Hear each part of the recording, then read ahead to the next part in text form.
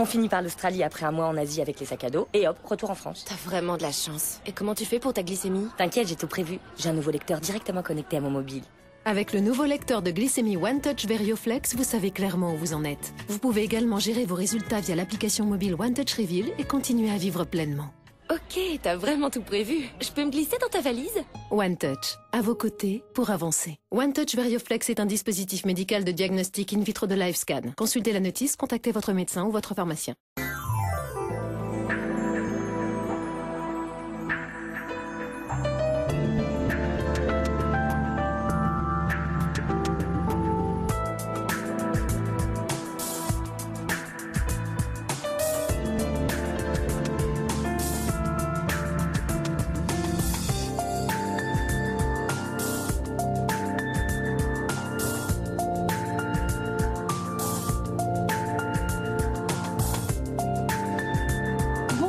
Heureuse d'être là avec vous un vendredi soir. Et oui, Sophie a pris quelques jours de repos et sera de retour bien sûr le week-end prochain.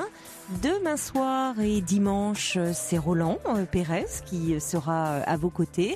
Alors que vous soyez sur la route des départs en vacances, tranquillement installés chez vous ou au travail, merci d'avoir choisi Europe 1. Nous sommes ensemble et en direct jusqu'à 1h du matin. La ligne est ouverte au 39 21 pour que vous puissiez me parler de vous en toute liberté. 39 21, à ce numéro, eh bien vous attendent Sonia et Corentin ce soir.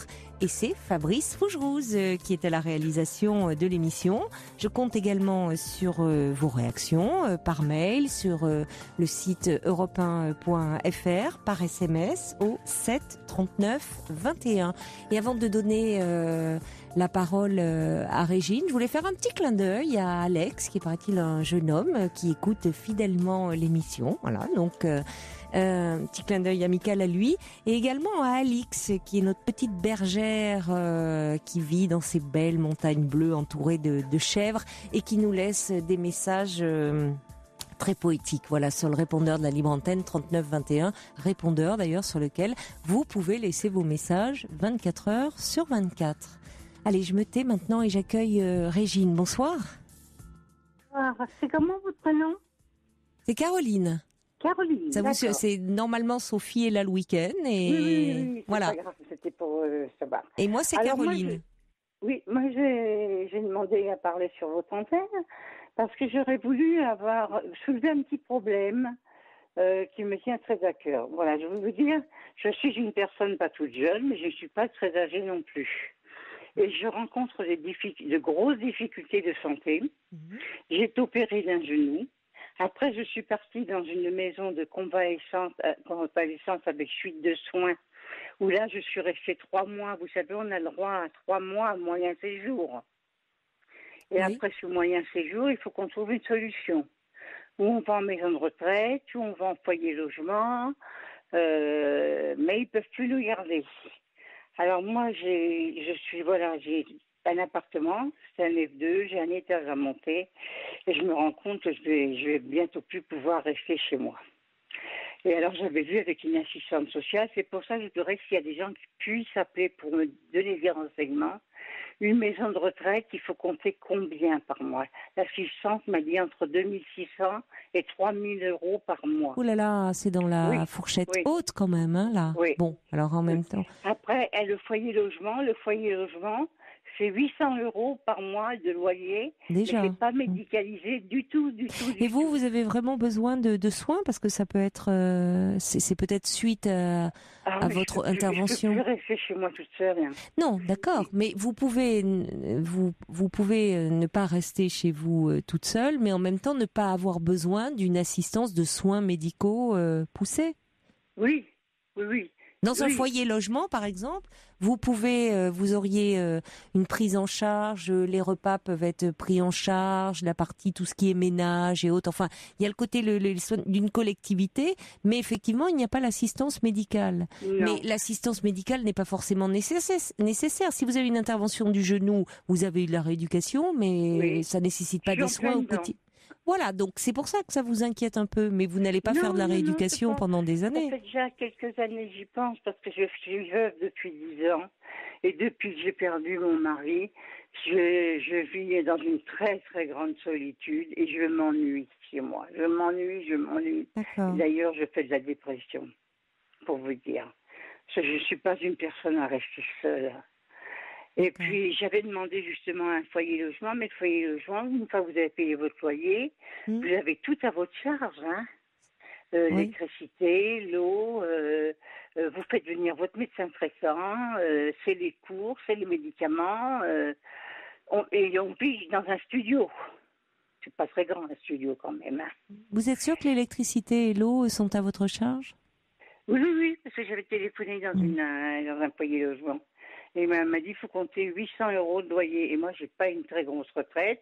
J'ai la réversion de mon mari. D'accord. Mais ça fait pas énorme. Alors, je sais plus comment faire. Je sais plus du tout comment faire. Mais si, finalement, si. C'est bien, vous vous renseignez. Oui, c'est normal que vous ne preniez pas financièrement. Oui, en termes d'aide, qu'est-ce que vous ne pouvez pas puisque vous avez vu une assistante sociale? Je vais vous dire, madame, j'ai 1500 € par mois entre ma retraite et la réversion de mon mari. Eh ben, je vais pas loin avec ça. Tout le monde n'a pas ça. Oui, mais le foyer retraite, c'est 800 € déjà par mois. Ben oui, mais vous n'aurez pas tellement de frais à côté. Oui, mais si je veux prendre mes repas le midi avec eux, c'est payant. Oui, mais enfin, de toute façon, les repas, c'est pareil. Si vous viviez chez vous, vous auriez aussi des repas à prendre. Moi, je me fais livrer chez moi les repas. Hein. Je me fais livrer mes repas ici. Reste à savoir finalement, au fond, qu'est-ce qui vous motive dans le fait d'aller dans une résidence? C'est la solitude. Oui, c'est la solitude. Ça. Vous êtes très isolé, vous vivez il n'y a pas dans un quartier, vous n'avez pas de voisins. Non, je suis dans une résidence qui est très bien, mais tous les gens la journée travaillent, ils ne sont pas là, ils partent tôt le matin, ils rentrent tard le soir. Et bon, moi, c'est la solitude que je ne supporte plus. Et je me dis, un foyer logement, c'est pareil. Je vais dans mon studio, mais c'est chacun chez soi aussi. Hein. Alors moi, j'aurais voulu des témoignages de personnes qui ont soit été dans une maison de retraite, soit dans un foyer logement. Écoutez, si on en a qui nous écoutent et qui sont actuellement dans cette situation, bien sûr, elles peuvent appeler le 3921. C'est difficile, vous savez, on ne se rend pas compte quand on est jeune. Mais quand on prend de l'âge, qu'on vieillit, qu'on n'a personne à qui parler, moi c'est ça qui me... C'est-à-dire dans le système du foyer logement dont vous parlez, c'est vrai qu'il y aurait la possibilité de prendre vos repas, de retrouver d'autres pensionnaires. Voilà. Et de sympathiser. Il y a certaines personnes avec qui vous pourriez sympathiser, pouvoir vous recevoir chez les uns, chez les autres, puisque vous avez votre logement, vous pouvez amener vos meubles. C'est important ça. C'est-à-dire, il y a vraiment un endroit quand même où vous vous retrouvez chez vous, où vous pouvez nouer des contacts agréables, vous retrouver pour les heures de repas, sortir, parce que voilà, vous pouvez aussi, dans la mesure où vous êtes autonome, vous pouvez bien sûr sortir, aller vous promener, je sais pas moi, aller prendre un petit café en ville, aller au cinéma. Bon. Oui, mais j'ai de grosses difficultés, je marche avec des béquilles. Hein. Oui, mais ça c'est parce que là vous venez d'être opéré. Ah non, parce que depuis 10 ans, on m'a opéré 2 fois du genou droit et 2 fois du genou gauche. Et là, je viens de réopérer du genou droit. Alors, mes genoux, je les plie plus. Oui, vous avez un peu de mal à vous déplacer. Oui. Et puis, je vois chez moi, j'ai quelqu'un qui vient me faire du ménage. Je suis incapable de faire du ménage. Je suis incapable de faire... je ne peux plus rester vivre toute seule. Je ne peux plus. Bon. Alors, j'ai des messages qui me parviennent pour vous, pour le moment, pas au 3921, mais par SMS. Je vais vous les lire. Il y a Cathy qui est à Lyon et qui vous suggère donc déjà rencontrer une assistante sociale, mais vous l'avez fait, ou le centre communal d'action sociale. Ça vous permettra de savoir quelles aides peuvent éventuellement vous être accordées, qui pourraient compléter votre retraite, après tout. Hein, oui, parce qu'il y a le conseil général, il y a la exactement, parce que comme le souligne Cathy, il y a certaines EHPAD aussi qui bénéficient de l'aide du conseil général. Et puis il y a la caisse d'allocation familiale également. Donc peut-être que pour compléter votre retraite, vous bénéficiez d'aides, au fond, auxquelles vous avez droit sans le savoir. Oui. Voyez, donc ça vaut la peine de contacter le centre communal d'action sociale, là. Oui. Vraiment. Qui d'ailleurs organise mais après vous c'est plus votre difficulté à vous déplacer parce que parfois ils Oui. font aussi ils organisent des choses, des Surprise. activités pour les anciens. Enfin. Oui. Alors au niveau du prix, puisque vous demandiez un petit peu les prix, Oui, j'ai les, c'est ça, moi, j'ai les c'est prix surtout qui ça. commencent à s'afficher là. Mais alors on voit c'est variable selon les régions. Il y a Margaret qui est à Rouen et qui s'était renseignée justement pour un foyer logement. Elle dit que c'est 450 €. Donc, vous voyez, ça n'a rien à voir. Moi, je suis dans la région parisienne. Oui, malheureusement, tout est plus cher en région Ben parisienne. Oui. oui. Donc à Rouen, Margaret dit 450 €. Oui, en Normandie, donc. Alors, il y a Yvan qui dit qu'une maison de retraite médicalisée publique, entre guillemets, Oui. parce que bon, maintenant, va de 1 800 € à 2 000 €. Ah, voyez-moi, il m'a dit 2600, l'assistante sociale. Antonia dit qu'il existe des EHPAD communaux avec possibilité de participation du Conseil général selon les ressources. Et Antonia bien qui sûr. vous conseille également de voir le service d'action sociale de votre Oui, le commune. CCAS. Oui, Oui, oui. vraiment. Oui. Mais là, ce que je vais faire, je vais demander à ce qu'une assistante sociale vienne me voir et qu'on en discute Voilà, ensemble. parce qu'elle sera vraiment à même, elle ne pourra pas forcément répondre à toutes vos questions, mais elle pourra vous donner des coordonnées de personnes des centres du communal d'action sociale, enfin. Et là, vous pourrez avoir vraiment toutes les données, réfléchir, faire une évaluation ensemble, Oui, de parce façon à que prendre votre décision.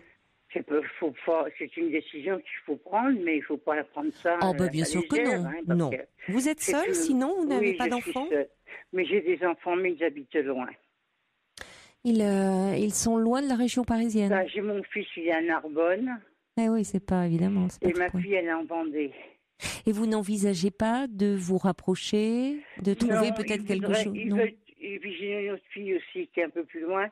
Ils veulent tous me récupérer à côté d'eux, mais comme je les aime tous autant, Oui. donc je ne peux pas choisir un des trois. Oui, enfin ça c'est un peu dommage quand même, je trouve. Oui, mais Parce que déjà, ou alors peut-être que vous n'avez pas envie de quitter au fond l'endroit que vous connaissez. bah, je suis née là. Et D'accord, je ça, voudrais c'est bien différent. finir ma vie. Je voudrais bien D'accord, finir ma ça vie, là. c'est tout à fait légitime de votre part. En même temps, vous avez de la chance, ça veut dire que vos enfants aient envie de vous avoir près d'eux. Ça montre Ah oui. à quel point ils tiennent à vous. Ils ont beaucoup d'affection pour vous. Oui, oui. Hein, c'est quand même Oui, donc il y a ils pas de seront problème présents de ce côté-là, et ça hein. c'est important aussi parce que ils peuvent être là pour enfin vous savez que vous pouvez compter sur eux, y compris oui. peut-être dans l'aide à la constitution d'un dossier, enfin peut-être qu'ils vont venir vous voir un peu pendant les vacances. Ben, mon fils, ça fait 1000 kilomètres. Hein. Bah oui, mais enfin maintenant aujourd'hui ça se fait quand même hein. Oui, je sais bien, Hein mais il faut Bon. qu'il reste plusieurs jours. On ne peut pas faire ça pour une journée. Hein. Ah ben non. Non, mais je me disais peut-être pendant les vacances. Alors, on va accueillir, il y a des réactions qui me parviennent pour vous au 39 21. Et je remercie déjà tous ceux qui ont composé là, le standard Oui, d'Europe bien 1. sûr. Je crois qu'il y a Sylvie qui est avec nous. Je vois pas sa petite fiche, moi, mais bonsoir Sylvie. Oui, bonjour. Bonsoir. Bonsoir, Sylvie. Oui, alors moi je suis pardon, c'est le TRAC. C'est le trac qui fait que vous avez du mal à savoir ce que vous faites. Vous êtes aide médico-psychologique. Psychologique. D'accord. Voilà, donc je travaille en EHPAD et j'ai aussi travaillé en foyer logement. Alors ce qui est intéressant dans le foyer logement, c'est que la personne, bon, elle a certes une petite chambre, mais bon, il y a quand même une kitchenette. Il y a un espace où elle peut dormir, bien entendu. Mais ce qui est très intéressant pour elle, c'est que bon, il y a les repas qui sont servis le midi et puis le soir, elle a droit aussi à la soupe. Voilà, donc toutes les personnes qui Il n'y a sont qu'une là. soupe le soir? Oui, parce que les personnes, elles ont une kitchenette, donc elles peuvent se faire à manger elles-mêmes. Oui, mais, Voyez-vous, elles ont un petit Régine frigo. Régine nous dit qu'elle fait plus à manger finalement. Même chez elle, elle se fait livrer les repas. Mais pour les personnes qui veulent manger autre chose qu'une soupe, après tout, elles peuvent peut-être, Ah non? oui. Bah, elle peut acheter du jambon, elle peut acheter des fruits, des légumes. Voilà, si elle veut cuisiner un petit peu, elle peut le faire aussi. Parce que se faire livrer des repas, ça revient quand même très très cher aussi. Donc, et ce qui est intéressant aussi, c'est que l'après-midi, il y a des animations qui sont proposées aux personnes. Et ce sont des personnes qui sont quand même autonomes. Voilà. Et si elles ont besoin d'un service infirmier, il y a aussi une infirmière libérale qui se déplace. Ah, c'est important. Alors, qui est là la journée, mais pas la nuit, évidemment. Alors, la nuit, il y a un gardien. C'est-à-dire que la résidence, elle est sécurisée. C'est rassurant. Donc, s'il y a un souci, si une personne ne se sent pas bien, évidemment, le gardien est là pour intervenir. Et quel est votre rôle, vous, alors, justement, quand vous dites vous êtes aide médico-psychologique, ça consiste en quoi là ? C'est très. Alors, moi, j'accompagne plutôt les personnes qui sont en situation de dépendance. D'accord, oui. Voilà. Donc, et aussi, j'anime les après-midi. Donc, je propose des animations qui sont adaptées donc aux pathologies des personnes et aussi à leur capacité. Alors, voilà. D'accord. Bon. Et bon, j'aide les personnes dans leur toilette, dans les levées, les couchers, dans l'aide au repas. Mais c'est beaucoup plus de personnes dépendantes. Alors c'est ça qui est un petit peu embêtant dans les EHPAD, c'est que vous avez tout type de pathologies. Vous pouvez avoir des personnes qui ont toutes leurs facultés mentales, mais qui ont des problèmes pour se déplacer, tout comme vous pouvez avoir aussi des personnes qui sont vraiment très très dépendantes aussi. Donc c'est vrai que pour certaines personnes, ça peut déranger au niveau psychologique. Voilà. D'accord. Tandis que dans un foyer logement, ce sont vraiment des personnes qui sont autonomes et qui peuvent avoir aussi des problèmes pour se déplacer, mais elles ont toutes leurs facultés parce qu'il faut qu'elles soient autonomes pour se gérer au quotidien. D'accord, je comprends. Mais ça n'empêche pas qu'elles peuvent avoir les services d'un SIAD ou alors les services, alors c'est un service de soins à domicile, donc ce sont des aides-soignantes qui se déplacent au domicile des personnes, ou alors elles peuvent aussi avoir des aides ménagères pour faire le ménage, si elles ne peuvent pas le faire par elles-mêmes, ou des auxiliaires de vie. D'accord. Voilà. Régine, vous prenez note, c'est bien, vous avez noté un peu tout ce que nous explique Sylvie. Je vous remercie beaucoup pour ces précises et donc vous répondez un peu aux questions que se pose Régine. On a beaucoup d'autres personnes aussi qui nous rejoignent. Parce que les auxiliaires de vie peuvent préparer aussi le repas de... Attendez Régine, ne parlez pas en même temps s'il vous plaît, sinon on va pas s'entendre. Allez-y Sylvie. Voilà, je voulais terminer en disant que si Régine ne voulait pas faire sa cuisine, il y a des auxiliaires de vie ou des aides à domicile qui peuvent faire le repas. Et là, justement, ça permet à Régine, enfin à la personne, de discuter avec l'aide à domicile. Donc ça rompt aussi la solitude, ça maintient le lien social. Voilà. Et puis il y a aussi les animatrices qui proposent des sorties dans les magasins pour que les personnes puissent faire leurs courses ou qu'elles aillent acheter un vêtement, des sorties à l'extérieur lorsqu'il y a par exemple la fête de la musique, des choses comme ça. Vous voyez, quand il y a des animations dans d'autres villages, voilà. Donc là, vraiment, les personnes sont très, très bien entourées. Alors, moi, ça me convient, à part la soupe le soir. Mais enfin, bon, finalement... Oui, la soupe, disons que... À la limite, je peux le faire. Non, mais je vous taquine avec ça, c'est pas très grave. C'est vrai que parfois, allez... C'est bien pour le régime, en tout cas. Une petite soupe, un petit yaourt à 0%, et hop, allez, on peut rentrer dans son bikini. Disons que la soupe, elle est offerte à tous les résidents. Alors bon, ils l'apprennent ou ils l'apprennent pas. Mais enfin bon. Ils sont pas bonnes en général dans les soupes faites comme ça. Les personnes âgées mangent beaucoup moins que les personnes plus jeunes. Donc bien souvent, c'est la soupe. Puis il paraît qu'il faut pas trop manger le soir. Alors donc finalement, c'est pas le plus grave. Par rapport à ce que disait Sylvie, faire chez nous, le foyer logement, c'est beaucoup plus cher. Hein. Après, oui, si vous êtes beaucoup plus cher dans la région parisienne. Mais ça a un coût en même temps, Régine. Hein. Vous savez, vous parliez de votre retraite. Je reçois beaucoup de messages qui disent que finalement, beaucoup de gens n'ont, 1500 €, c'est bien d'avoir une retraite de 1500 €. Hein, parce que beaucoup de gens ont la moitié, voire bon.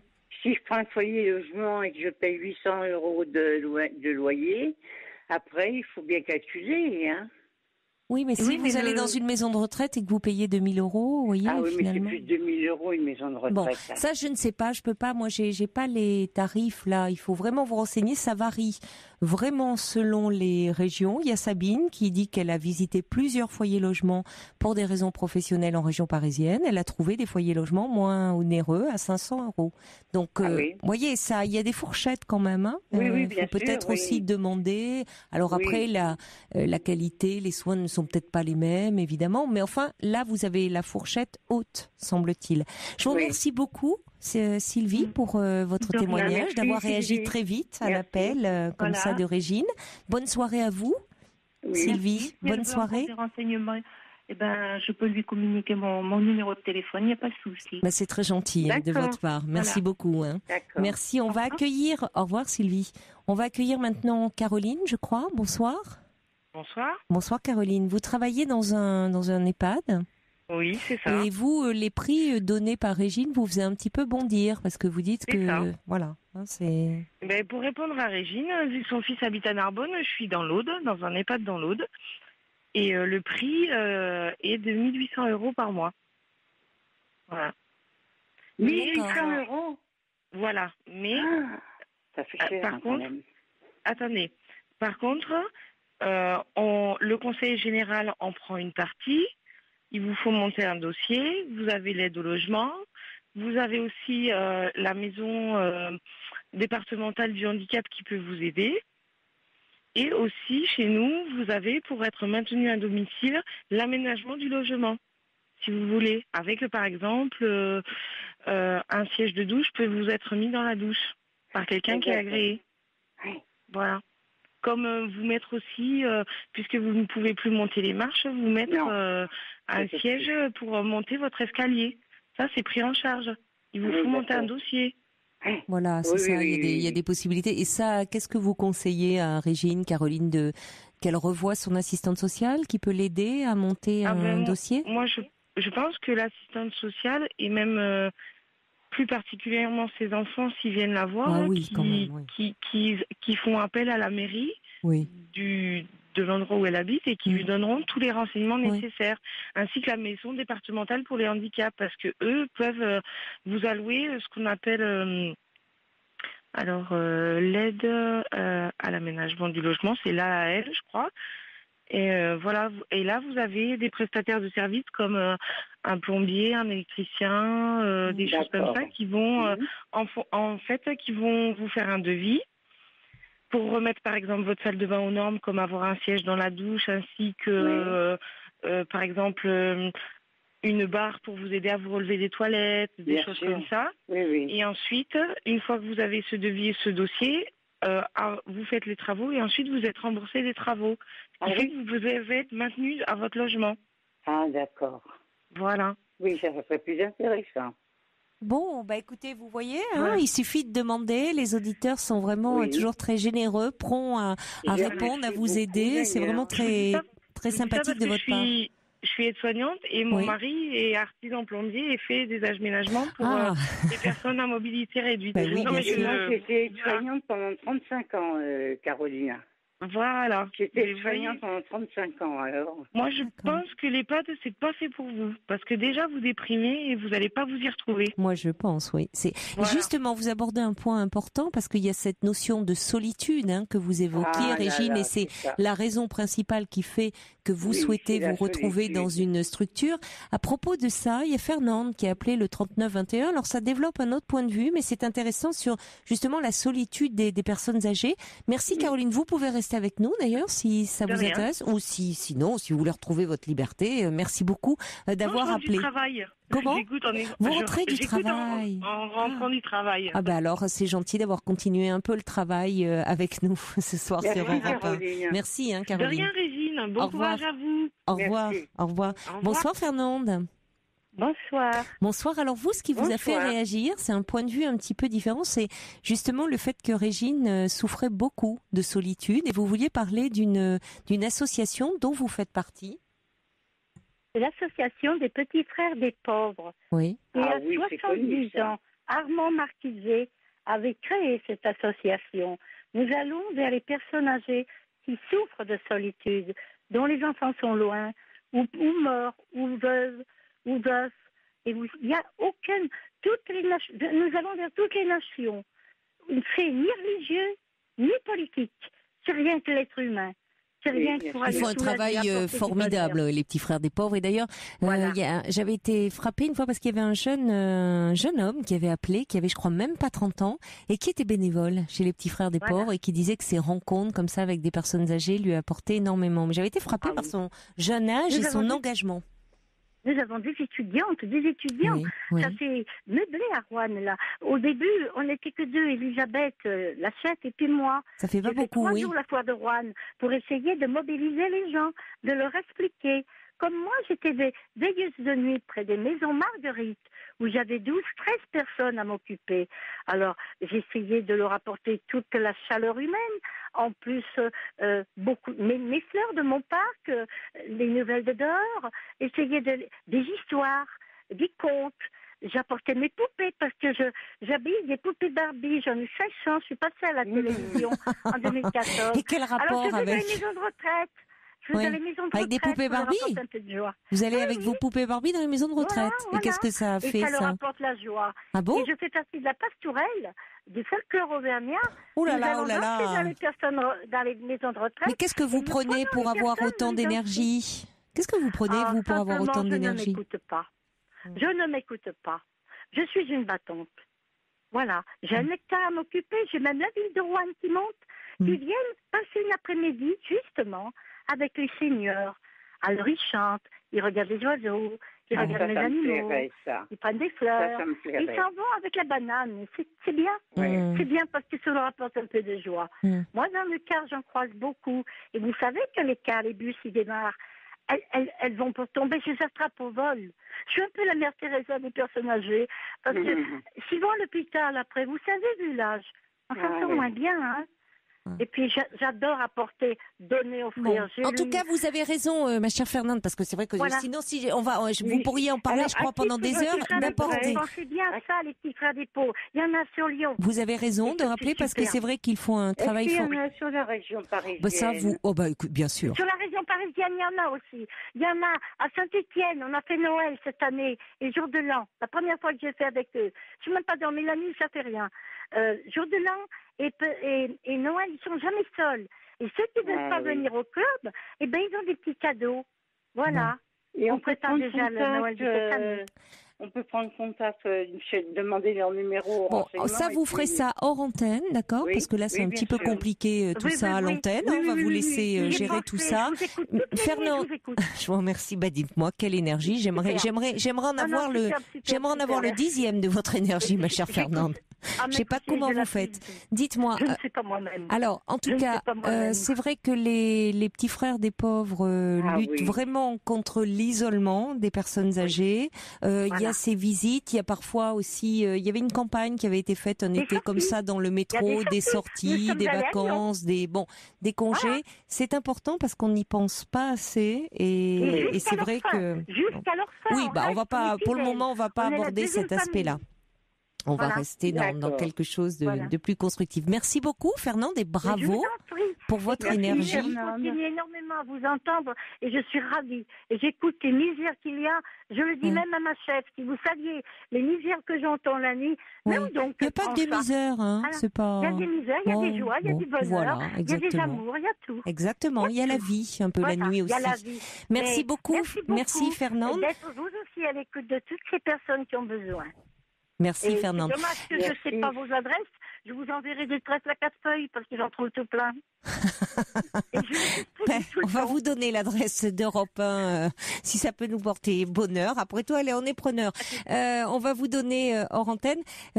Régine, bon, donc vous voyez, vous pouvez vraiment dire un grand merci à tous les auditeurs Oui, d'Europe oui, 1, de la oui, libre oui, antenne, oui. qui ont répondu présent. Bien sûr. Prenez le temps, comme vous le faites, de consulter, de voir un peu, de monter un dossier. bien Vos sûr. enfants peuvent quand même aussi vous y aider parce que j'imagine qu'ils se font du souci pour vous et qu'ils, ça Ben vous oui. concerne en premier lieu, mais ils seront certainement. Mais ils ont leur vie aussi. Il y a des enfants. Oui, il y a je des comprends. C'est délicat de petits-enfants, votre il y a part de des- ne pas peser, de ne pas vouloir peser sur eux, mais bon, prenez le temps quand même d'organiser pour vous trouver dans un endroit où vous vous sentez Mais vraiment là, vous voyez, bien. je suis déjà commencé par les petits frères des pauvres.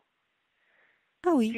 Si je peux avoir une personne, une qui vient 1 ou 2 fois par semaine. le Finalement, soir. ça vous permettrait peut-être de continuer rester un petit peu encore plus. quelque temps chez vous. que- Pourquoi oui. pas? Pourquoi Oui, oui. pas? Oui. Et peut-être que vous pouvez voir aussi avec le centre communal, enfin le CCAS aussi de votre ville, parce qu'ils organisent aussi pas mal de choses pour les anciens, et peut-être comme vous, il y a des personnes qui ont une mobilité plus réduite, il y a peut-être des choses possibles. Donc finalement, si c'est vraiment la solitude en premier lieu qui vous pèse, il y a peut-être des aménagements possibles. Donc franchement, vous allez demander à vos enfants, les petits frères des pauvres, évidemment, il y a le siège est à Paris, vous aurez le numéro de téléphone, vous pourrez les appeler et vous pouvez avoir, une visite une fois par semaine, quelqu'un qui vient vous voir, avec qui vous pourrez nouer un lien, qui pourra sortir avec vous éventuellement un petit peu. Donc bon, à réfléchir. Écoutez, je vous remercie beaucoup, Caroline. C'est moi qui vous remercie de votre confiance. Encore un petit mot de Charline qui dit qu'elle a été aide à domicile auprès des personnes âgées et elle dit qu'elle aimait beaucoup faire des balades avec elle, aller au marché, jouer aux cartes. Elle dit que cette expérience l'a beaucoup enrichie. Oui. Eh bien, écoutez, Caroline, je vous remercie beaucoup. Bonne chance et puis j'espère que vous allez trouver comme ça la solution la plus appropriée pour vous. Mois, je rappellerai. Avec plaisir et briser un peu l'isolement. Au revoir. Oui, voilà, au revoir Régine. Je vous souhaite un bel été. À tout le monde. Au revoir.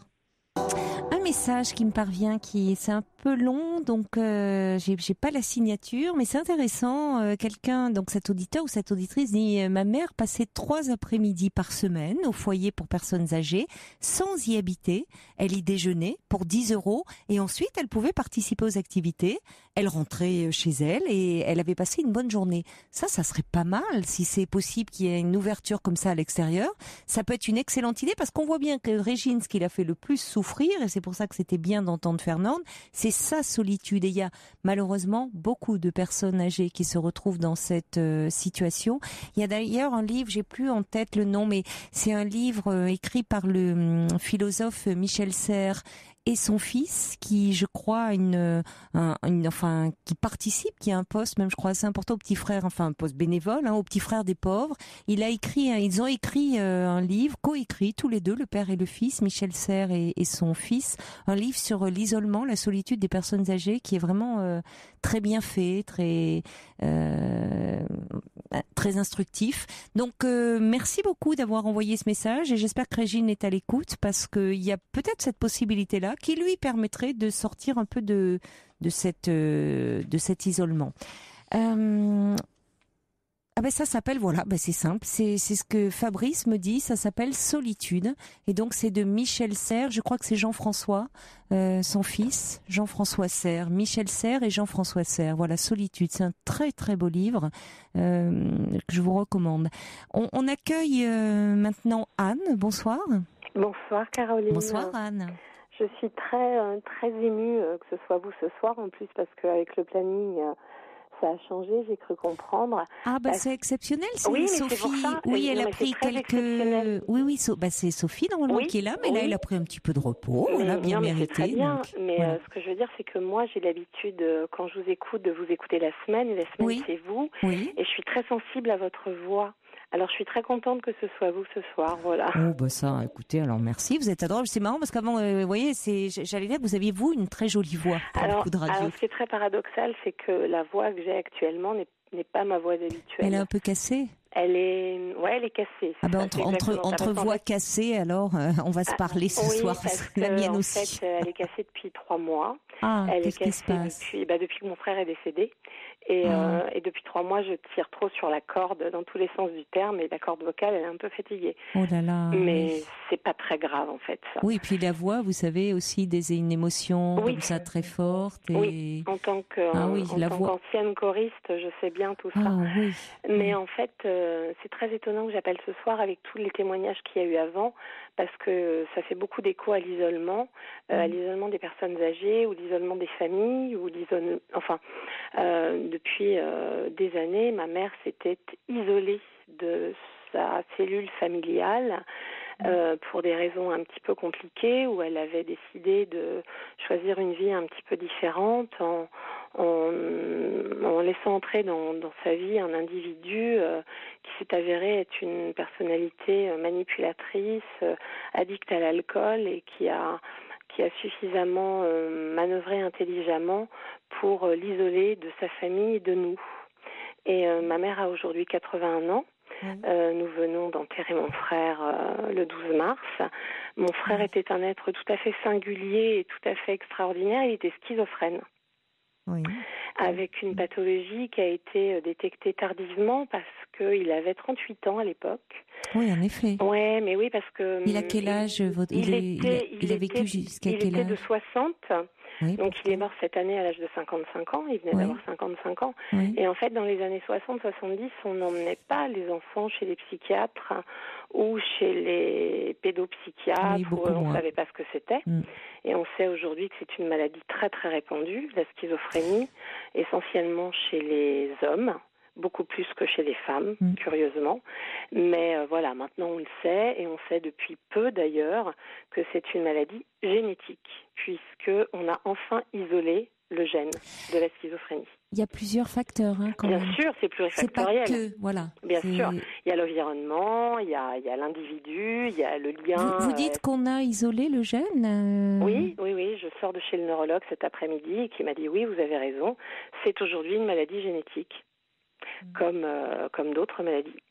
On a très longtemps cru que c'était une maladie électrique, à cause de connexions cérébrales qui ne se faisaient pas. Ça reste, c'est complexe. On savait depuis au moment où on suspectait qu'il y avait une part génétique, mais c'est vrai que là, je découvre qu'on est isolé en gène de la schizophrénie. Écoutez, moi je suis absolument pas ni généticienne. Oui, mais moi non plus, je suis pas, bien sûr, donc je vais pas vous répondre sur ce plan-là. Voilà, mais en tout cas, on sait que c'est une maladie, qui est très complexe. L'important, j'espère qu'un jour on arrivera à pouvoir peut-être la guérir, parce que c'est une maladie qui crée de très grandes souffrances. De très très grandes souffrances, qui est très mal connue, comme tout ce qui concerne le handicap ou la singularité comme ça un petit peu psychiatrique ou comportementale. C'est une maladie qui touche beaucoup d'individus. Il y a énormément de schizophrènes, SDF, alcooliques, enfin bon bref, c'est vraiment... Après il y a des addictions qui se créent là-dessus, mais bon c'est lié aussi à la pathologie, on va dire. Bien sûr. Et en fait, pour revenir au premier témoignage de tout à l'heure, à l'isolement des personnes âgées, enfin bon bref, ma mère s'était isolée donc, dans cette relation tout à fait destructrice avec cet homme, parce que mon père a eu la malheureuse idée de mourir à 62 ans, il y a 18 ans, d'un cancer, enfin bon bref. Et à l'époque où mon père était en soins palliatifs à la maison, moi j'ai dû faire interner mon frangin une première fois en HDT, en HP, quoi, voilà.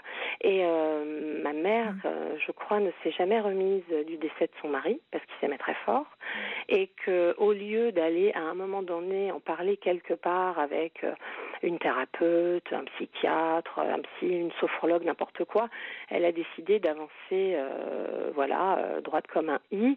Mais vous savez, cette génération-là... On est d'accord. C'est compliqué aussi. On est d'accord. Vous avez raison de dire qu'il y a un moment... Même encore pour certaines personnes, c'est compliqué d'aller voir un psy. Je pense que les personnes de cette génération, n'ont pas... Non, et puis bon, si on arrive à trouver une solution sans une aide thérapeutique et qu'on trouve autre chose, il n'y a pas de règle, que chacun trouve ce qui est bon pour lui. Mais à un moment donné, elle aurait eu besoin d'aller consulter, elle l'a pas fait. Et puis en 2006, évidemment, elle a développé un cancer du sein. Évidemment, ça fait un raccourci un peu bidon. Un peu rapide en tout cas. Elle a été malade, elle est tombée malade également. Et au moment où elle était malade, cet homme est arrivé dans sa vie et évidemment, pouf, c'était foutu. C'est-à-dire qu'il a mis le grappin sur sa vie, sur son âme, sur son cœur, sur tout ça, et il l'a isolé de sa famille pendant 10 ans. Et il a fallu que mon frère meure là. En début d'année, il a fallu que mon frère, fatigué par une vie compliquée, lâche la rampe. Il a lâché la rampe, il est mort. Et moi, depuis qu'il est mort, je peux enfin rentrer à nouveau en contact avec ma mère, parce que ma mère a complètement perdu pied. Au moment du décès de votre frère, de son fils. 8 jours après, elle a décroché. Décroché, dans quel sens? C'était un état de confusion? Enfin, elle a décompensé? Qu'est-ce qui s'est passé? Exactement. Elle a décompensé. On a d'abord cru que c'était une dépression, traumatisme due à son traumatisme réactionnel post-deuil. Donc elle a été mise pendant quelques semaines sous antidépresseurs. Je voyais bien, en l'accompagnant quotidiennement, parce qu'il faut veiller sur elle comme une enfant de 6 ans maintenant. Donc mon fils et moi, nous nous sommes installés à tour de rôle chez elle à son domicile, parce qu'on ne voulait pas la laisser seule, parce que j'ai fait expulser par la gendarmerie cet individu. Qui vivait toujours donc chez Bien votre sûr, mère. Et vous avez réussi à... Oui, parce que cet homme était un alcoolique dans une addiction morbide et destructrice épouvantable. Et que ma mère, pendant 8 jours, au moment de la mort de mon frère, juste avant l'enterrement, elle a eu cette lucidité de me dire « Oui, tu as raison, ça peut plus durer, il faut le mettre dehors ». Mais après, elle a décompensé, elle a complètement décroché. Mais c'est-à-dire que là, elle peut rester chez elle, puisque vous me dites où elle est hospitalisée? Pas encore, parce que je mets en place un programme avec l'APA, l'aide aux personnes âgées pour le maintien à domicile. Mais le problème, si vous voulez, c'est que c'est une brutalité hyper rapide, puisque là, on parle d'un bouleversement qui date depuis le mois de mars. Et elle était en lien, elle était restée, parce que vous dites qu'elle s'était, du fait de l'influence de cet homme isolé de toute la famille, elle n'avait pas gardé de lien non plus avec son fils. Alors, le seul avec lequel elle a pu entretenir du lien comme ça, c'est mon frère, c'est Vincent, parce que Vincent, de par sa schizophrénie, avait un lien tellement fort et tellement fusionnel que de toute façon, pour la protéger, il a maintenu le lien 10 ans, ce qui est normal. Moi, j'ai fait un peu le yo-yo parce qu'en fait, j'y allais plus. Mais si vous voulez, j'étais vraiment devenue le punching ball de ma mère. Donc, c'était un peu ingérable. Et mon conjoint et mon fils ont préféré me protéger en me disant « C'est le choix de vie de ta mère, prends du recul. » Et voilà. Mais elle a rechuté d'un cancer du côlon il y a 2 ans. En 2014, et là j'ai senti qu'il y avait un problème et qu'on allait dans le dur. Et elle acceptait de se soigner quand même, malgré tout. Oui, elle ne toujours. coupait pas, d'accord. Ah non, elle est en acier trempé. Hein. Oui, mais elle aurait pu aussi ne pas vouloir se soigner, se couper. Vous avez raison, mais pas du tout. Très bien, donc il y a une partie d'elle qui veille quand même. Incroyablement, oui, tout à fait. Mais en fait, durant son deuxième protocole de chimio en 2014, moi j'ai constaté que l'état de l'individu en question se dégradait considérablement. Je pense qu'il était même atteint d'une pancréatite ou un truc comme ça. Enfin, vraiment, il était physiquement hyper diminué. Et puis, il continuait de lui dire qu'il travaillait, il continuait de lui dire... Enfin, bon, bref. Et dans la mesure où ma mère continuait de défendre bec et ongle cet individu, de toute façon, moi... Mon frère et moi, on ne pouvait rien faire. Parce qu'en France, aux yeux de la loi, cette femme de 79 ans était tout à fait lucide et autonome. Et sauf si vous aviez demandé à ce moment-là, c'est compliqué, sauf si effectivement vous pouviez dire qu'il y avait une influence parce qu'une personne qui n'était plus en pleine possession de ses moyens, mais c'est compliqué, parce qu'il faut demander des expertises.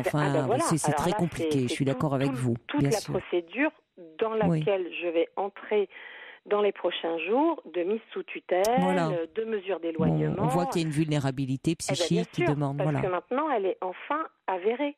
C'est ça. J'ai vu le neurologue aujourd'hui. Mais quand j'ai fait expulser cet individu il y a eu un très très gros problème et ma mère a eu 10 jours de lucidité durant laquelle elle a accepté d'aller porter plainte contre lui. Donc on a maintenant un dossier au pénal qui va tenir la route. Bref. Mais comment vous faites pour éviter finalement qu'elle soit à nouveau, que cet homme reprenne contact avec elle? Eh bien, j'ai fait changer les serrures de la maison. Et le téléphone? Les téléphones, mais cet individu a réussi malgré tout à rentrer en contact avec elle que la manipulation fonctionne tellement bien que ma mère l'a recontacté. Oui, il y a une grande dépendance. On ne sait pas de quelle nature est leur lien, mais il y a quelque chose d'une très grande dépendance qui s'est installée. Deux névroses énormes qui en ont fait une très grosse boule, et c'est un truc complètement bretzingue, quoi. Ça, on est bien d'accord. Mais aujourd'hui, le problème, c'est que, au vu des complications comportementales de ma mère, parce qu'elle est devenue très violente. Mais vous pensez du coup qu'elle peut rester chez elle, qu'elle est en état? Non, c'est ça. Finalement, peut-être que pour elle, le mieux, c'est pour vous aussi. Vous ne pouvez pas veiller sur elle en permanence. On est d'accord. Non, là, la mesure d'urgence va être rapidement, j'espère, mais bon, en France, puis là, attendez, on avance dans ce qu'on appelle en France les vacances juridiques. Oui, il y a cette période des vacances judiciaires. Oui. Voilà, juridiques ou judiciaires, c'est ça. Donc, ça va être un peu en stand-by, mais je garde espoir et j'ai la foi, chevillée au corps là, pour le coup, de me dire que de toute façon, dans une situation d'urgence comme ça, quand je vais mettre en place une mesure d'éloignement avec l'aide de la gendarmerie et aussi du tribunal, je pense que derrière, le procureur peut faire accélérer les choses et les médecins également. Oui, quitte à ce qu'elle soit hospitalisée en attendant de trouver une structure plus adaptée dans un service de gériatrie. Vous voyez, il y a une possibilité, il y a quand même des recours possibles. Heureusement, oui. Même si l'été est une période de chargée aussi autour des hospitalisations et des personnes âgées, mais il y a des recours. Mais dites-moi, pour vous, c'est très lourd, parce que vous êtes seule à gérer ça. Il n'y a pas d'autres, vous n'avez pas d'autres frères et sœurs en dehors de ce frère dont vous me parlez. Oui, je comprends que c'est très lourd pour vous entre votre frère, quand même, sa pathologie qui est complexe, douloureuse. Oui, c'était mon année, on avait 7 ans d'écart. Plus votre mère, là, vous appuyez sur qui, là, dans cette sur histoire? Tout le monde. C'est bien. Comment? Non, mais j'aime bien parce que vous avez répondu, ça a fusé sur tout le monde. Bon, c'est bien, c'est qu'il y a du monde autour de vous qui peut... J'ai repris contact avec ma psychothérapeute que j'avais arrêté de voir parce que j'allais plutôt pas mal dans ma vie, après avoir consulté des années, parce que c'est ça aussi qui est important quand dans une fratrie il y a une maladie psychiatrique ou génétique ou un handicap, c'est hyper lourd pour la fratrie, vous le savez. Et comment? Voilà. Donc, être la petite sœur d'un ado schizophrène, c'est compliqué. Quand il avait 14 ans, j'en avais 7. C'est à moi qu'on confiait les clés de la maison quand mes parents sortaient au théâtre. Mais bon, c'est comme ça. Donc moi, je revois la thérapeute, je vois une sophrologue, pardon, je nage. Oui, c'est ça, vous veillez quand même à avoir des points d'appui et de ne pas tout porter, ce qui vous permet, on sent que vous faites face à tout ce qui se présente. Je crois qu'on n'a pas trop le choix. Non. C'est vrai. Non. Et puis là, il y a des démarches à mettre en place, mais bon, c'est compliqué parfois. Mais cette maladie vous a aussi habitué à prendre en charge. Vous aviez une question particulière ou pas? Parce que ça va être le journal, donc non, vous vouliez surtout parler de votre vécu. Non, c'était juste pour revenir à ce que... Bon, alors écoutez, je vous laisse quelques minutes parce que ça va être l'heure des infos sur Europe 1 et vous me direz après. D'accord? On se retrouve dans quelques instants. Ne raccrochez pas.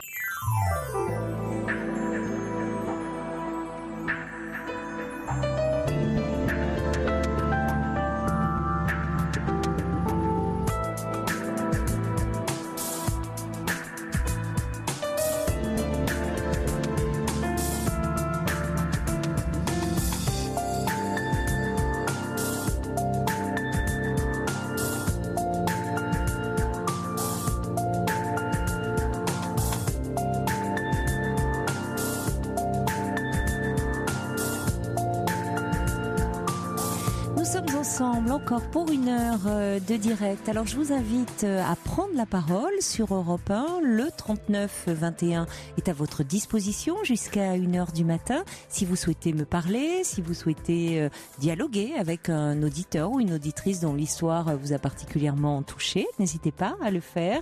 Et vous pouvez également réagir par mail sur le site europe1.fr ou par SMS au 7 39 21. On va retrouver tout de suite Anne. Vous êtes là? Oui. Alors Anne, donc vous nous expliquez un petit peu votre parcours ces derniers temps depuis le décès donc de votre frère qui était schizophrène et la situation qui vous préoccupe de votre mère. Exactement. Qui est aujourd'hui âgée, qui a été sous l'emprise un peu d'un homme assez toxique pour elle. Oui. Vous aviez une question par rapport à ça ou puisque vous semblez vous gérez très bien les choses, donc peut-être une dernière. Je gère bien, mais j'essaye de faire au mieux en tout cas parce que c'est pas simple. Non, c'était juste pour pour témoigner aussi du fait qu'en fait, la première personne en plus qui est intervenue ce soir disait qu'elle se sentait seule et qu'il fallait évidemment faire attention à cet isolement et à cet éloignement, même s'il est subi ou choisi parfois par les anciens, entre guillemets, parce que ça peut après effectivement poser beaucoup de problèmes.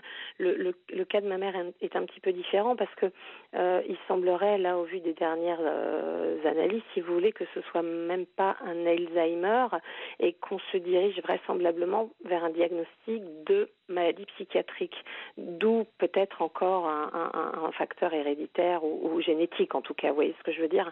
Donc ça, c'est compliqué, mais on va se mettre évidemment en quête, moi et puis ma famille, d'une maison adaptée, médicalisée, et là, pour le coup, une maison de retraite lambda va pas suffire parce qu'il va falloir des soins. Si c'était un Alzheimer, je crois qu'aujourd'hui en France, dans les EHPAD, il y a suffisamment d'antennes et de pôles Alzheimer au sein des maisons de retraite. En revanche, si on me dit que c'est une maladie psychiatrique avec soit une bipolarité ou une schizophrénie, je ne sais pas du tout vers quel type d'établissement je vais devoir me diriger. Ça serait d'abord, je pense pas tellement à l'hypothèse d'une schizophrénie à cet âge-là, quand même. Les schizophrénies se développent beaucoup plus tôt dans le temps. Oui. Ou alors, il y avait quelque chose qui serait passé inaperçu. Oui. Mais bon. Alors après, une bipolarité, si c'était de cet ordre-là, ça se gère beaucoup mieux. Hein. Ça, y compris sûr. Dans un EHPAD avec un traitement adapté. Exactement. Voyez. Donc, après, il peut y avoir des formes de, des pathologies liées à l'âge, mais qui peuvent quand même malgré tout se traiter dans un EHPAD classique avec un médecin, un traitement approprié. Voyez, aussi, oui. Oui, parce que c'est quand même, je ne sais pas, il faut affiner le diagnostic, mais c'est lié quand même à l'âge, hein, donc oui, donc on n'est pas dans des cas de psychose, et puis combien. Oui, mais même s'il y a des cas de psychose et même hallucinatoire, ça peut arriver. Non, elle n'en est pas là. Bon, donc ça peut se prendre en charge même, à partir du moment où il y a un traitement qui est adapté. Oui, c'est ça en fait, parce que là c'est assez fréquent, vous savez, malheureusement. Comment ? C'est assez fréquent. Même. Oui, je le découvre, on est d'accord, parce que là, en fait, il la mettent sous EDIXPA pour réguler un peu les troubles du comportement, parce que ce qui est très traumatisant pour moi, c'est que l'état s'est dégradé en l'espace de 2 mois, et qu'en l'espace de 2 mois, c'est devenu une personne très violente. Oui, mais justement, un traitement aussi va permettre, c'est ce qui explique aussi cet isolement, le fait, et un traitement, entre le neurologue, le psychiatre, ils vont certainement trouver un traitement qui va aussi venir à bout de ces troubles de comportement et de ces problèmes de violence qui sont liés. Il faut voir ce que donnent les IRM, mais là je vous avoue que ça ne relève pas de ma compétence et que vous avez pris toutes les décisions les plus adaptées, les plus judicieuses là. Il faut laisser les spécialistes. C'est certain. Après, par rapport à votre émission, ce qu'on peut attendre ou espérer, c'est les témoignages des familles qui ont des mamans ou je sais pas, des anciens comme ça qui sont placés dans des établissements pour indiquer m'indiquer éventuellement les endroits les plus adaptés, tout simplement. Parce que si c'est pas en région parisienne où nous résidons, ça peut être en province aussi. Ma famille, sa famille est originaire de Normandie. Donc voilà, après il faut choisir une structure qui soit... Vous verrez ça avec les médecins, vous aideront aussi à partir de diagnostics qu'ils vont poser et du traitement qui va être délivré à votre mère. Et en fonction de cela aussi, vous pourrez à ce moment-là entrer en contact avec des structures. Après, le choix à faire, si c'est région parisienne, province, ça vous verrez. Mais vous verrez déjà en fonction du diagnostic qui est posé. Mais vous savez, dans les EHPAD, il y a aussi des gens qui ont des problèmes de démence, il y a des problèmes de dégénérescence, donc des gens qui ont des traitements lourds souvent et qui peuvent engendrer et des troubles du comportement. Et on arrive à faire face parce qu'il y a un traitement qui est adapté aussi. Bon, donc après, c'est compliqué de répondre à partir du moment où le diagnostic n'est pas encore clairement posé concernant votre mère. Voyez, à partir du moment où déjà il y aura un diagnostic clair, vous y verrez plus clair pour voir si c'est une indication, si elle peut rentrer dans un EHPAD ou pas. D'accord. Oui, non, mais c'est il faut avancer par pas. C'est step by step, on est bien d'accord, mais Voilà. Voilà, je vais devoir vous laisser, Anne, Bien parce sûr. qu'on a beaucoup d'appels Je m'en également. doute. Mais merci de votre Merci appel à et bon vous. courage à Merci. vous alors. Merci. Bon courage. Bonne Au revoir, nuit. Anne. Au revoir. Bonsoir, Bernard. Oui, bonsoir madame. Bonsoir. Oh, vous m'appelez Caroline. Hein. Caroline, bonsoir. Si vous voulez, mais oui. Oui, non, sans problème, oui. J'ai 72 ans Oui. et je voudrais me confier un peu de ce qui m'est arrivé dans ma vie. Je commence. Ma mère habitait dans le département de la Moselle. En 1940, à 20 ans, elle était mariée et avait un enfant, mon demi-frère. Début 43, son mari a été envoyé en Allemagne pour le service travail obligatoire, le STO. Oui. À l'époque, ils envoyaient les Mosellans et d'autres en Allemagne pour travailler. Dans la même période, les Mosellans qui ne parlaient pas allemand sont expulsés en France libre. Donc ma mère et toute sa famille, mon frère et toute sa famille, ma grand-mère, mes arrière-grands-parents, oncles et tantes sont partis dans l'Aveyron.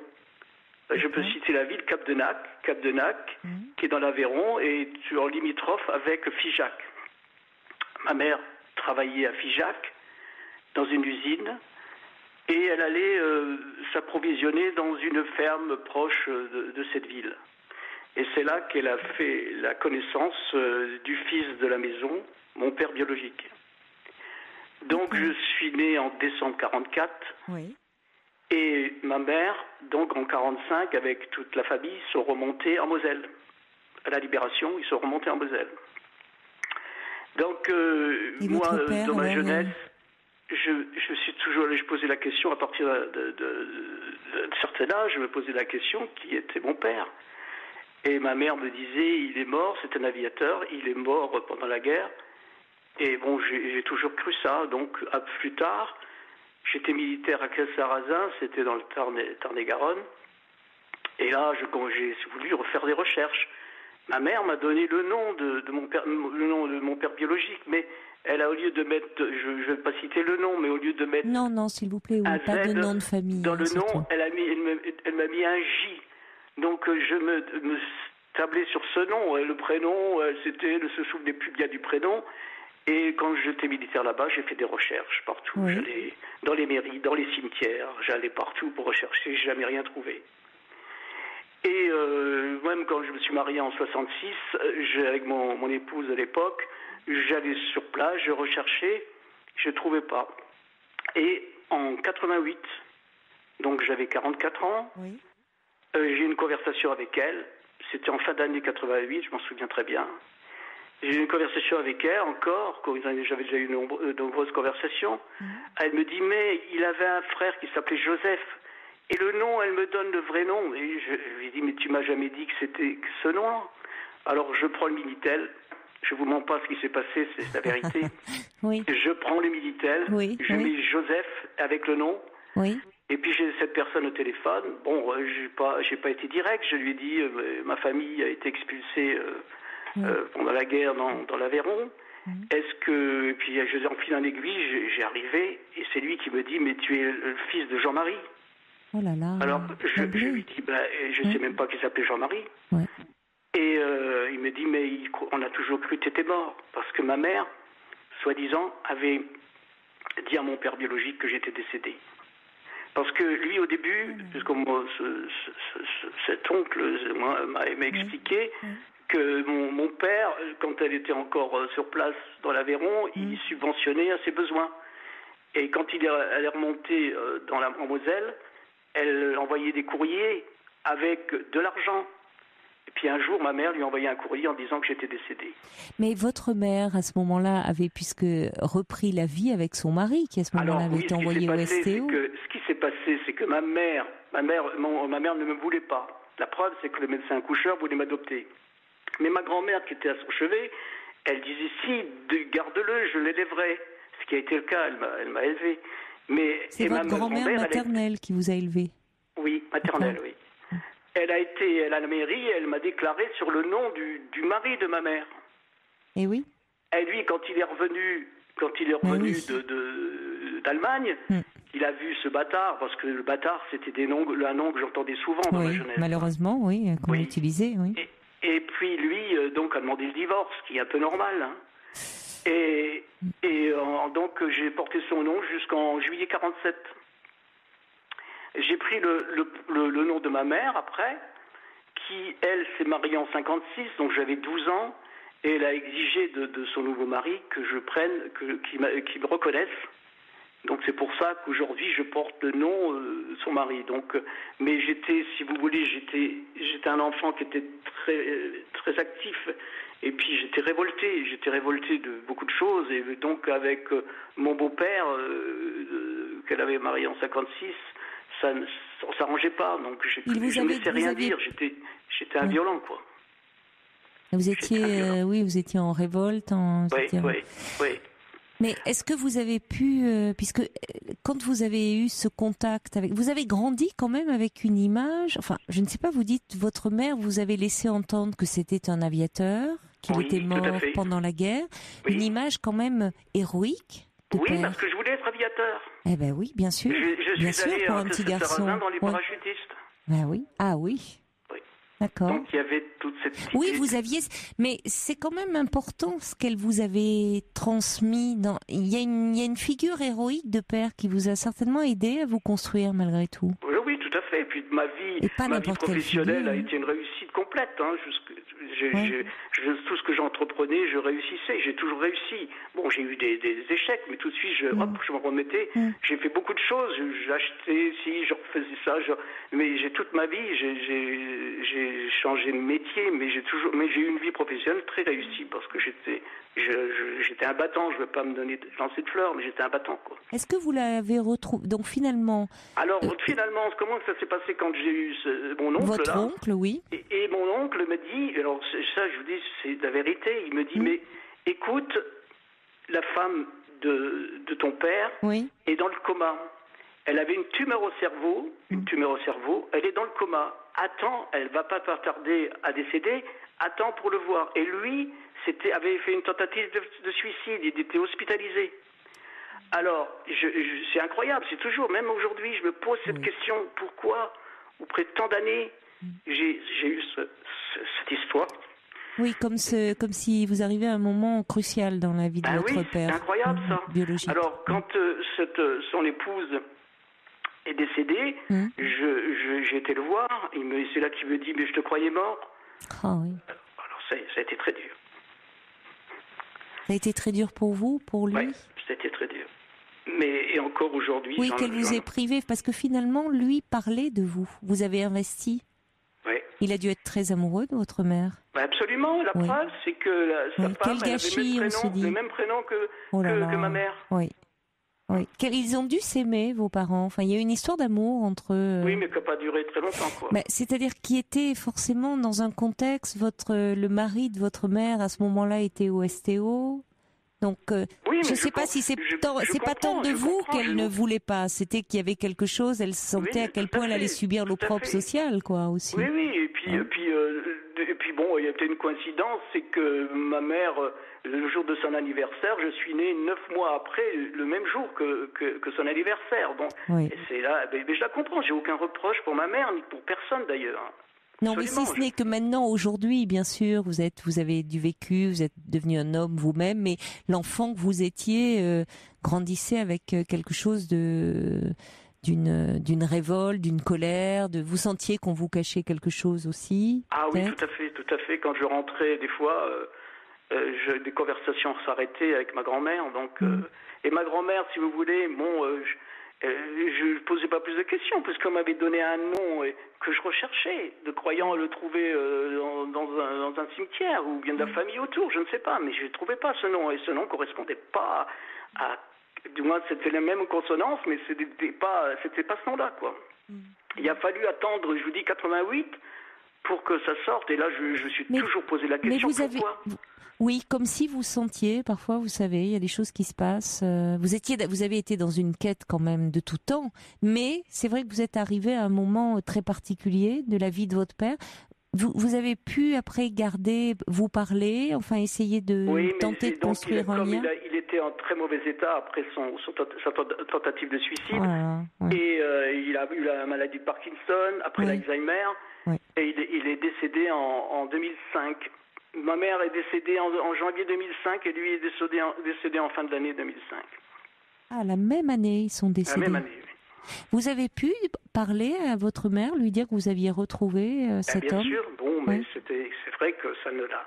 On n'a jamais pu avoir une conversation. C'est vraiment, elle était fermée à ce sujet. C'était compliqué certainement parce que ça a eu beaucoup de conséquences cette histoire. Oui, c'est sûr. Et certainement, malheureusement, ces histoires où les hommes étant soit partis à la guerre, soit envoyés en service de travail obligatoire, les femmes qui dans ces cas-là se retrouvaient seules et ont pu à un moment avoir un coup de cœur, une histoire d'amour. Malheureusement, on les a jetées à la vindicte un peu populaire. C'était mal vu alors que c'est pas si simple et que il y a eu de vraies rencontres pour que quand même ça a dû, quand vous avez appelé votre oncle et que d'emblée au fond simplement en vous entendant il vous reconnaît, il vous dit tu es l'enfant de... D'un certain moment on a discuté. Bien sûr, j'imagine. Non, mais ce que je veux dire, je vais vite, mais enfin ça veut dire que votre père biologique avait parlé de vous, vous avez investi après. Oui, la preuve c'est que cet oncle-là il connaissait ma mère. C'est très violent, c'est-à-dire qu'elle vous ait dit qu'il était mort, que vous étiez mort pour lui, alors qu'au fond il avait un vrai désir derrière. Absolument. Et vous avez vraiment investi, Voilà, mais j'avais besoin de me confier à quelqu'un. Oui, qu'est-ce qui fait que vous éprouvez le besoin parce que c'était donc en 2005. Je l'ai déjà fait partiellement, mais là, ce soir, j'ai un besoin, mais je ne sais pas, en vieillissant, je ne sais pas. Oui, je comprends ça. Vous en parlez. Je ne sais pas si vous-même vous avez des enfants, des petits-enfants. Oui, j'ai un enfant. Donc, le premier mariage en 66, j'ai un fils qui a 50 ans cette année. D'accord. Et j'ai divorcé en 92 et puis je me suis remarié avec ma femme actuelle. On a une fille de 22 ans. D'accord. Et donc, votre histoire, vous en parlez à vos enfants, à votre fils Pas tellement. Pourquoi ? C'est vrai, j'en ai parlé, mais je n'ai pas développé comme je le développe ce soir. Et pourquoi ça ? Parce que c'est une histoire quand même qui est pas banale et puis ça fait partie de la transmission aussi. C'est d'une certaine façon, c'est votre histoire bien sûr en premier lieu, mais c'est aussi l'histoire, une histoire familiale, une histoire de ça touche forcément vos enfants. Oui, c'est évident, oui. Vous l'avez vécu comme le poids, un moment un peu d'un secret, de quelque chose d'un peu honteux, comme si... Non, pas honteux. Quand on me traitait de bâtard, au contraire, c'était une force pour moi, parce que je me révoltais. Et non, je suis pas honteux. Non, c'est pas honteux. Oui, pardon. Oui. Mais toute cette histoire, c'est pas... Oh, je n'ai jamais eu une honte. La preuve, c'est que j'en parle ce soir. Non, parce que derrière... Oui, et vous en parlez publiquement. Parce que derrière, en plus, je trouve que quand même là où votre mère... Bon, évidemment, c'est très dur d'avoir évoqué le fait pour que vous ne posiez plus de questions et que cet homme, votre père biologique, ne lui en pose plus, dire, bon, vous étiez mort pour lui, il était mort pour vous. Mais... elle vous a laissé au moins une figure, je trouve, et c'est pas rien, une figure d'un père aviateur mort pendant la guerre, donc une figure de héros qui vous a aidé. Vous dites que dans votre vie, vous êtes un bâton, vous avancez, vous avez fait une carrière. Enfin, vous vous êtes aussi construit sur à la fois de la rage et de la révolte d'être le bâtard, c'est très dur, mais au fond de vous, vous saviez qu'il y avait eu un père, et pas n'importe quel père.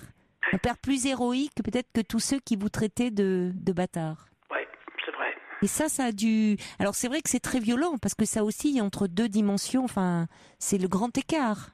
Mais au fond, elle vous avait quand même transmis ça. Il y avait quand même aussi mon père, ce héros derrière, qui a dû aider le petit garçon que vous étiez. Ah oui, ça m'a aidé. Oui.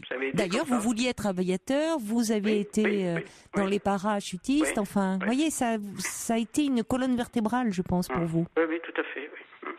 Et dans cette reconnaissance, parce qu'il y a quand même une reconnaissance au fond dans toute cette enfance où vous étiez, ce mot terrible, heureusement qu'on n'emploie plus, j'espère, mais et qui d'ailleurs recouvre une réalité qui n'est pas celle que l'on croit, parce que parmi ceux qu'on a longtemps traités de bâtards dans votre génération, au fond, c'était peut-être cela, souvent, où on découvre, quand on se penche un peu sur cette histoire, il y a eu réellement une histoire d'amour. Là où dans des unions plus légitimes, socialement acceptées, l'amour n'était pas toujours au rendez-vous.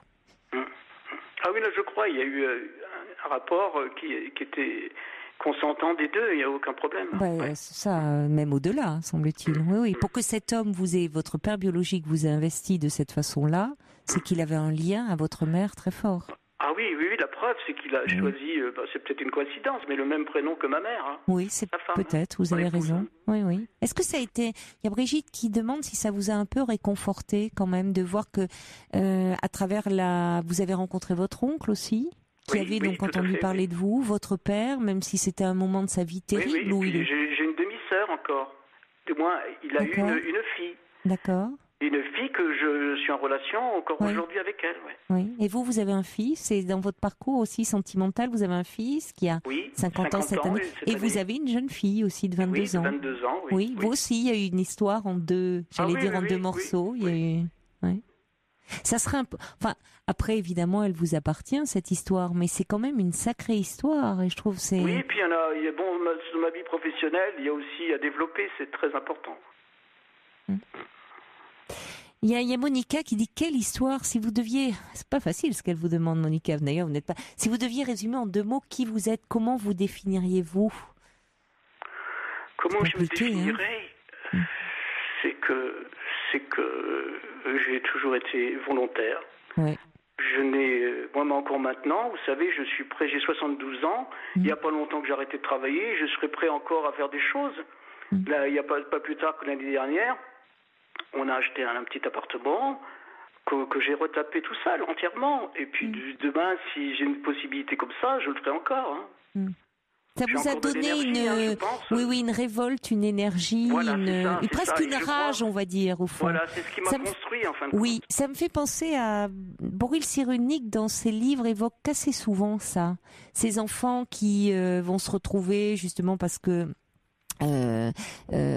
qui vont se retrouver placés dans des fermes et qu'on utilise vraiment comme un peu bêtes de somme qu'on fait travailler, qui parfois subissent des mauvais traitements et autres pendant toutes ces périodes comme ça tourmentées de guerre, et qui, au fond, les coups qu'ils recevaient, certains disaient ils en ont conçu presque une rage, une hargne à vivre, quoi, au fond, à serrer les dents, ne pas montrer la souffrance et prendre sur soi comme si c'était devenu un moteur, quoi. Que mon beau-père, donc je porte le nom maintenant, il me frappait, mais je pense que j'en étais responsable parce que je n'acceptais pas. À chaque fois qu'il me disait quelque chose, je lui disais t'es pas mon père.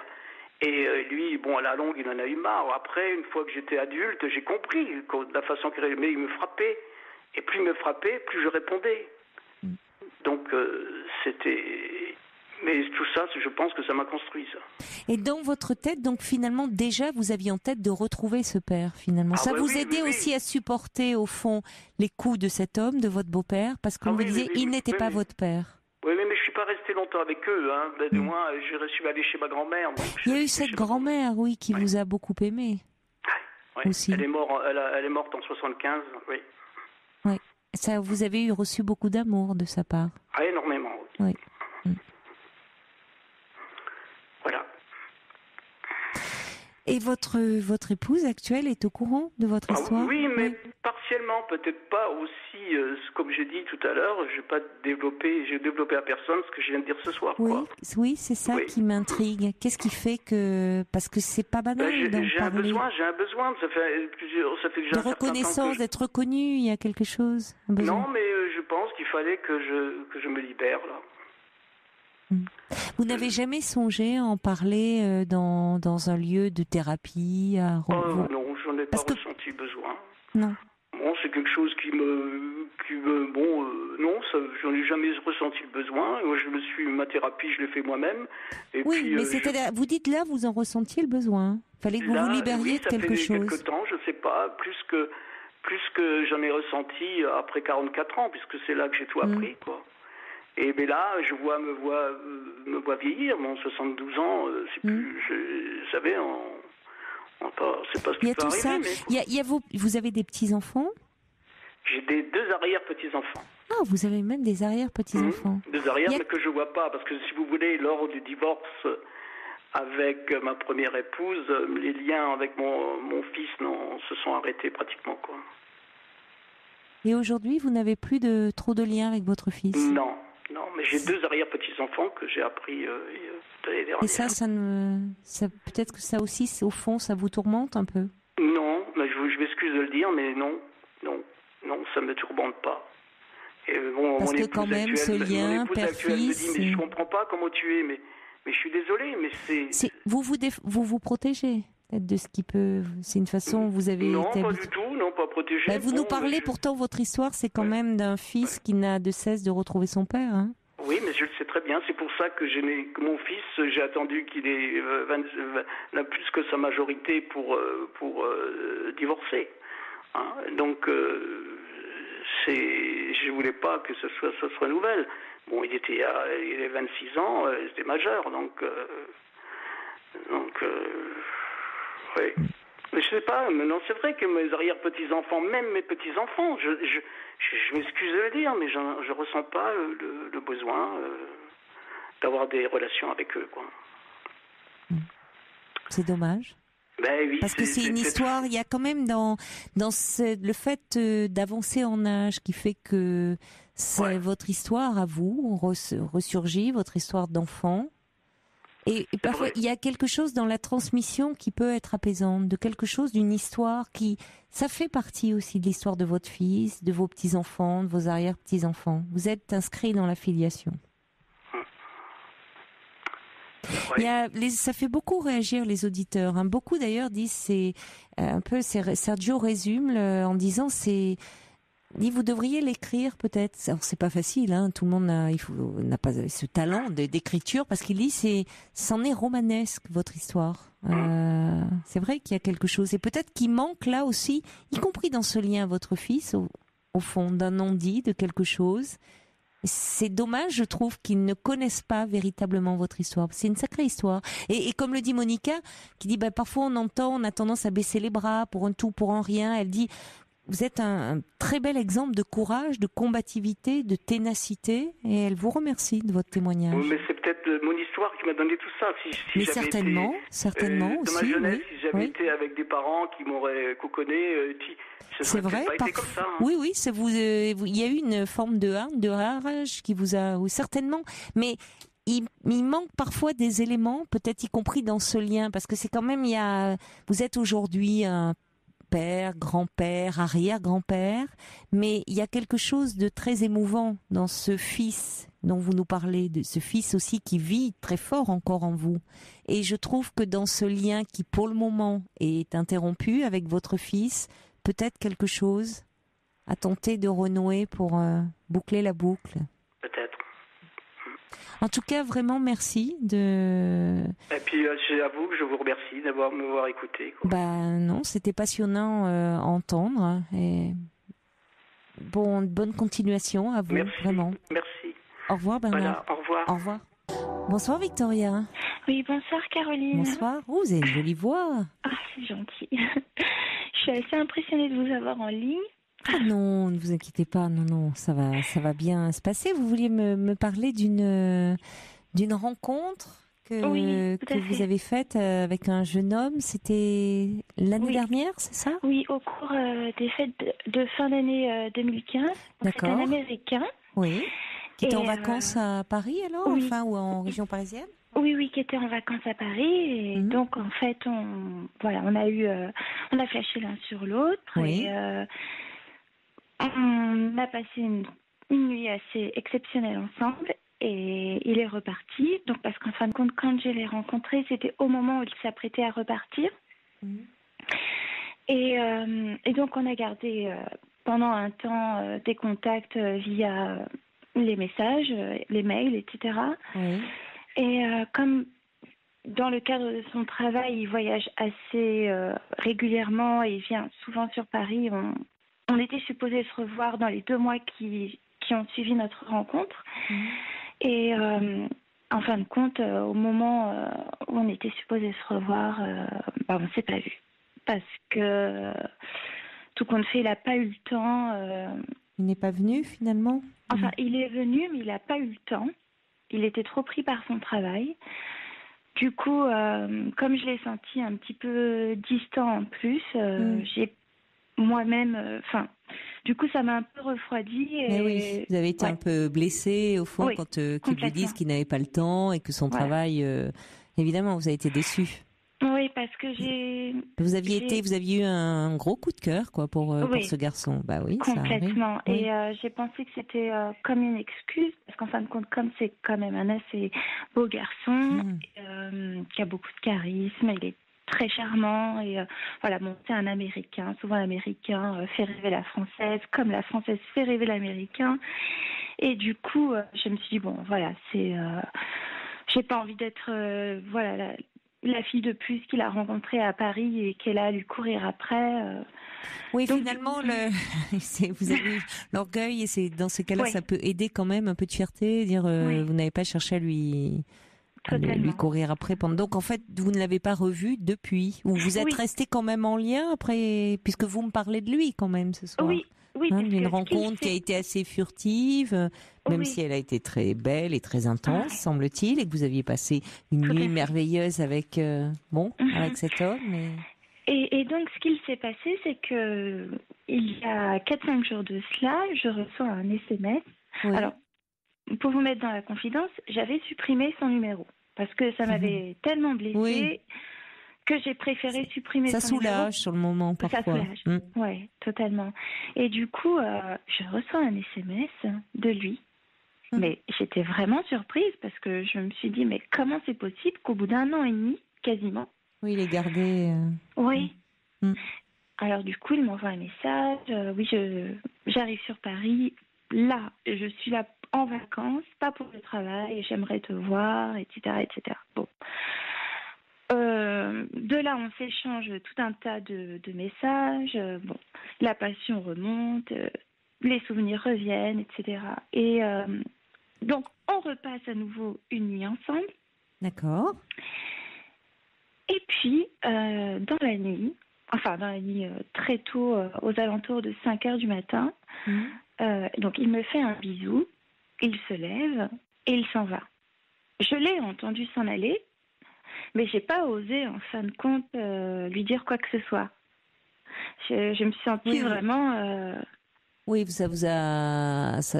là aussi, ça vous a vexé, qu'il parte comme ça, totalement. Il ne vous avait pas dit qu'il ne passerait pas... Enfin, vous pensiez au moins pouvoir le retrouver le matin, passer la matinée ensemble, prendre un petit déjeuner. Donc vous avez fait un peu comme si vous n'étiez pas réveillés. Totalement. Comme ça avait été la première fois où on avait passé la matinée ensemble, etc. Et du coup, ça m'a fait un choc. Et puis, j'ai pas compris. Et puis surtout, pour un Américain qui est en vacances à Paris, je veux dire, il est assez... dites-moi. Il est assez, pardon ? Je veux dire, il est assez... de se lever comme ça, partir de chez moi, prendre la porte, c'est assez surprenant en fait. Oui, parce que vous vous dites il a pas son appart, il a pas normalement ses marques, ses repères, mais semble-t-il il vient assez souvent, il a des pieds-à-terre ou il a des amis ou enfin il habite, il n'avait pas prévu d'habiter chez vous, donc il a au moins un pied-à-terre quand il vient à Paris. Oui, complètement, c'est ça. Et du coup, il s'en va. J'attends un petit peu en début de matinée pour voir s'il va se manifester. Oui. Il ne se manifeste pas. Du coup, je lui envoie un message en lui disant... Donc, du coup, je me rabaisse un peu parce que je pars du principe qu'il est parti, il est venu à la maison. La moindre des politesses, quand on a un minimum de civilité pour un homme, c'est tout de même envoyer un message pour expliquer... Oui, il aurait pu. Je suis d'ailleurs une forme d'élégance, un côté un peu, bien sûr, de ne pas se sauver, de partir à la sauvette comme ça. Je suis d'accord. Oui, c'est vexant. Oui. Alors, du coup, je lui dis, tu es parti très tôt ce matin, qu'est-ce qu'il s'est passé ? Et il me répond, oui, j'arrivais pas à dormir, du coup, je suis rentrée chez moi. Enfin, je suis rentrée, là où il domicile en vacances. Bon, ok, très bien.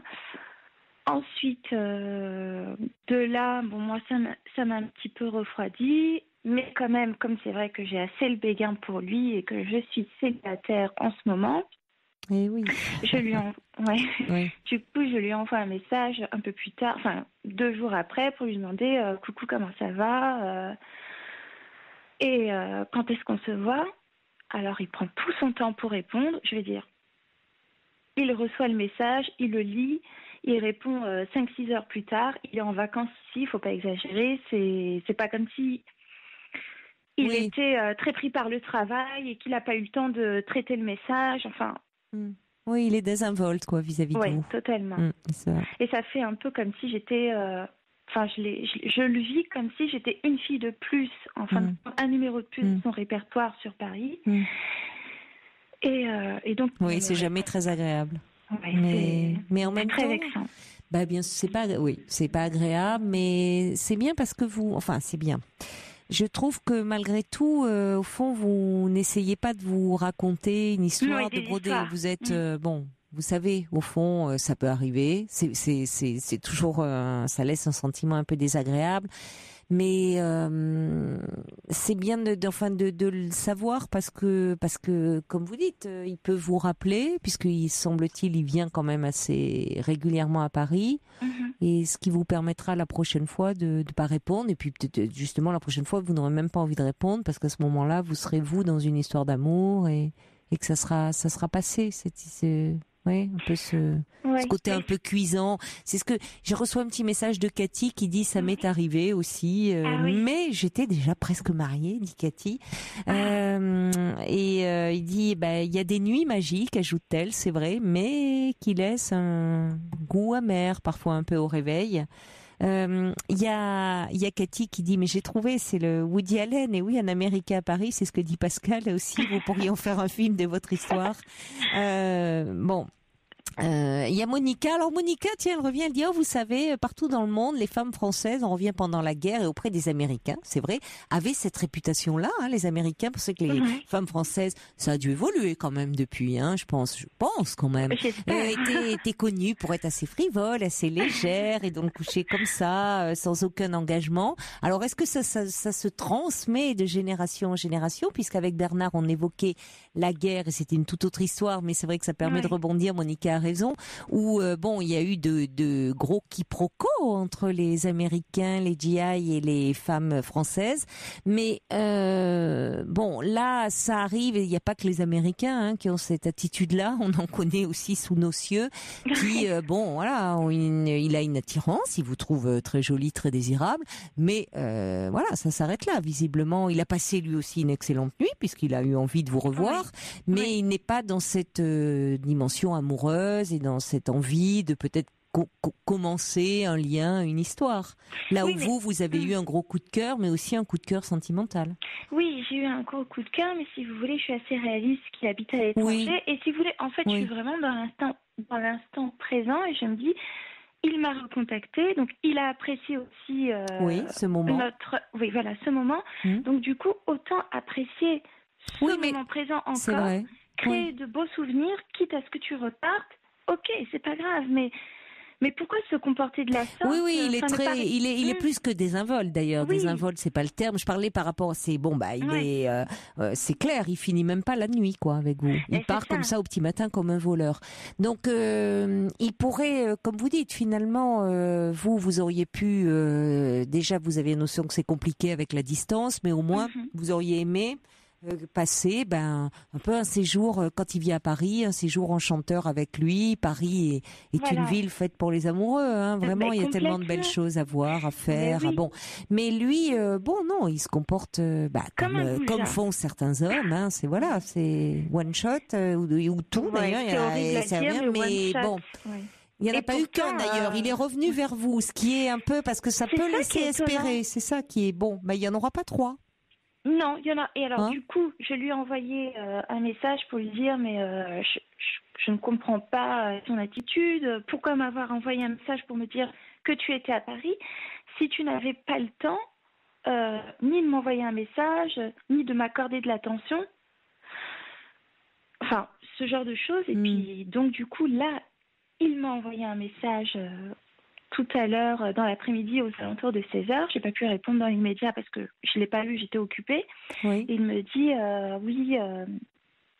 pourquoi est-ce que tu m'envoies des pics comme ça? Écoute, là j'étais pas à Paris, je suis partie un petit peu parce qu'il fait pas très beau à Paris. Ok, très bien.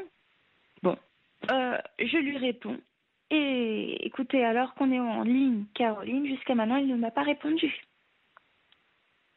Alors que je lui ai répondu aux alentours de 20h. Non, mais là, c'est bon, son histoire de météo, ça va, quoi. Oui, donc en fait, moi, je vous appelais pour savoir, parce que c'est vrai que j'apprécie énormément vos observations. Je trouve que vous avez un très bon esprit critique et d'analyse. Et je voulais savoir, est-ce que ça valait la peine de continuer, enfin, si je recevais derrière un message, peut-être demain matin ou je sais pas, demain dans l'après-midi, est-ce que ça valait la peine de lui répondre ou alors de laisser tomber en me faisant une raison, en me disant, ok, voilà, tu as passé un bon moment avec lui, mais ce n'est pas quelqu'un de sérieux et c'est pas quelqu'un qui te respecte à ta juste valeur. Je crois qu'au fond, vous savez, au fond de vous. Oui, c'est-à-dire que non, bien sûr. Je trouve que lui répondre, ça serait vraiment être très prévenante vis-à-vis de quelqu'un qui l'est si peu vis-à-vis de vous, c'est ça, en fait, et qui se comporte comme un goujat.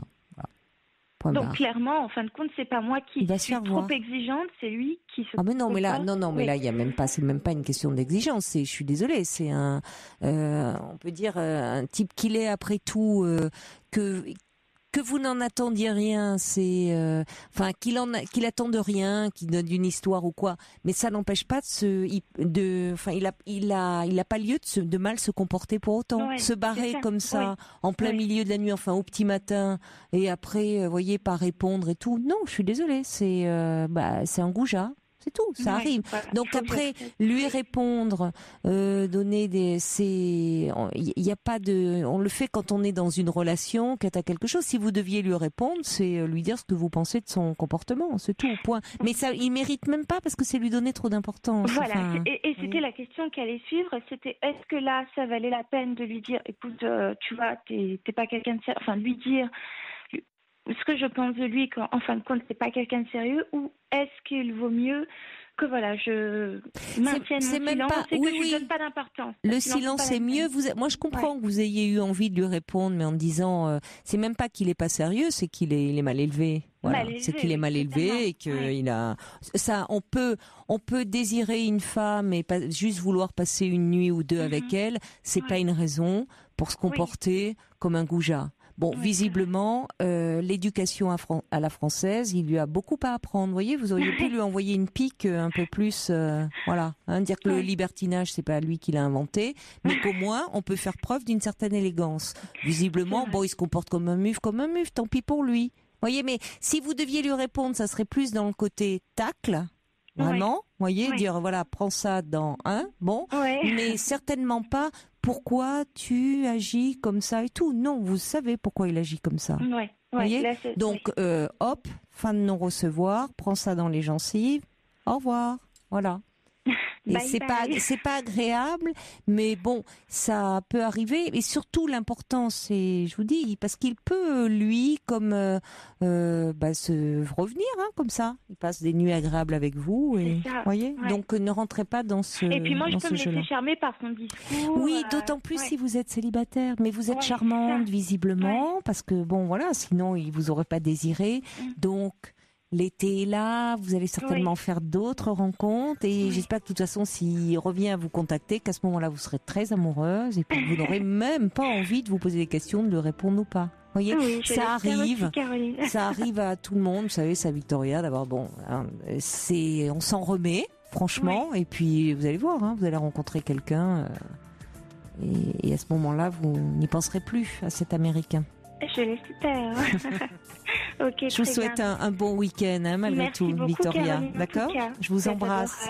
Bon week-end. Au revoir. Au revoir. Oui. Je vous embrasse. Je vous souhaite également un très bon week-end. Ce soir, vous retrouverez Roland Pérez dès 23h. Et moi, je vous retrouve lundi à partir de 22h30. Très belle nuit, très bon week-end. Il est 1h du matin sur Europe 1. Et c'est Jean-Marc Morandini tout de suite.